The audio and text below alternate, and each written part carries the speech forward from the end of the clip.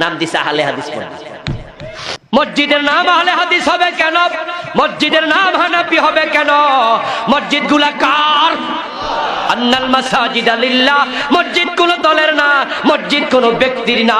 ব্যক্তির নামে মসজিদ যদি হয় ওই ব্যক্তি দিয়া ব্যক্তির মালিকানা বুঝানো, দলের নামে যদি হয় ওই দলের মালিকানা বুঝাইলে ওই মসজিদে নামাজ হবে কিনা আপনাকে ভাবতে হবে। এখন আহলে হাদিসদেরকে বলে মসজিদ আলাদা কেন করলা?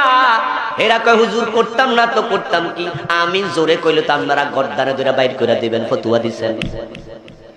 জোরে আমিন কইলে গর্দানে ধরে বাইর করে দাও, এমন কথা বলার আলেমও বাংলাদেশে আছে না? জোরে আমিন কইছে হেরে দৌড়বা পাইলা কই বাইর করে দিবা। আবু দাউদে জোরে আমিন বলার পক্ষে দুটা হাদিস আছে, যদিও ব্যক্তিগতভাবে আমি নিজে জোরে আমিন বলি না, আমি হানাফি, কিন্তু জোরে আমিন বললে কাউকে গর্দানে ধরে বের করে দিবা এটার পক্ষে কথা বলি না।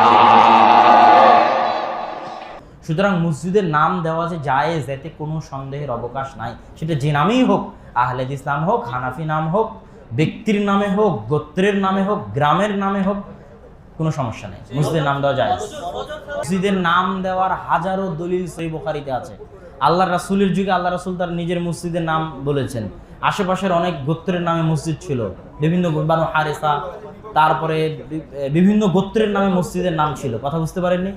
যেমন আল্লাহ রাসূলের মসজিদ নাম মসজিদ আল নববী, তারপরে ওখানকার নাম হচ্ছে মসজিদ আল হারাম, ওখানকার নাম হচ্ছে কাবা, নাম আছে, বাইতুল মাকদিস নাম আছে। কথা বুঝতে পারেননি?